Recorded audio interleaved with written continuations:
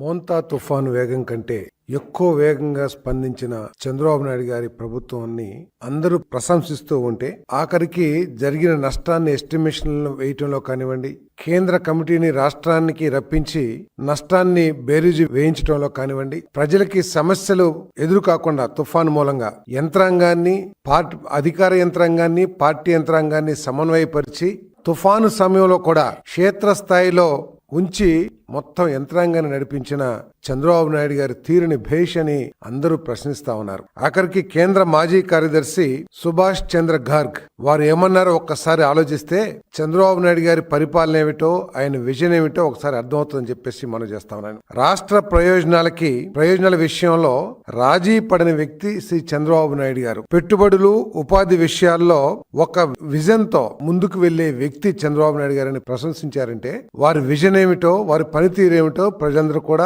ఆలోచించాలని చెప్పేసి మనం చేస్తా ఉన్నాను.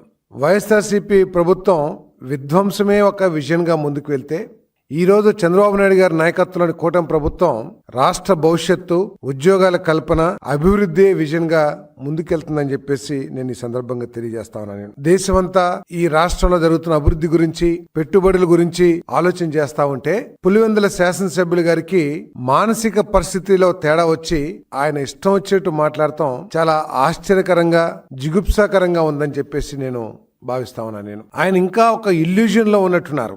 ఏదో చేసేసాను, అసలు నా ప్రభుత్వమే చేసేసింది, ఆ 5 సంవత్సరాలనే అభివృద్ధి జరిగింది, మొత్తం క్రెడిట్ అంతా నాదే, ఆ క్రెడిట్ ని చంద్రబాబు నాయుడు గారు దోచేస్తున్నారు అని చెప్పటం అసలు అది నవ్వాలా లేకపోతే ఆయన అమాయకత్వానికి బాధపడాలా అర్థం కాని పరిస్థితి ఉందని చెప్పేసి నేను భావిస్తున్నాను. సరే, ఆయన క్రెడిట్ గురించి మాట్లాడే ముందు అసలు జగన్మోహన్ రెడ్డి గారు మీరు ఇంత గొప్పగా పరిపాలన చేస్తే 151 సీట్ల నుంచి 11 సీట్లకి ఈ రాష్ట్ర ప్రజలను మిమ్మల్ని ఎందుకు పంపించారని చెప్పేసి ఏ రోజన్నా సరే మీరు రివ్యూ చేసుకున్నారా అని చెప్పేసి నేను అడుగుతా ఉన్నాను. మీరు చేయలేదు కాబట్టే, మీరు మోసాలు చేశారు కాబట్టే, మీరు విధ్వంసం చేశారు కాబట్టే ప్రజలందరూ కూడా మీకు మరి తగిన శిక్ష వేశారనే విషయాన్ని మీరు గుర్తించాలని చెప్పేసి మనం చేస్తాను. అన్నీ కూడా నేనే చేశాను చెప్తున్న జగన్మోహన్ రెడ్డి గారు సమాధానం చెప్పాలి. నాడు నేడులో నేను అంతా స్కూల్స్ అంతా కూడా కార్పొరేట్ స్కూల్స్ కి ధీటుగా ఏర్పాటు చేశాను, అభివృద్ధి చేశానని చెప్తున్న జగన్మోహన్ రెడ్డి గారు మీరు 38,000 స్కూల్స్ ని దాదాపు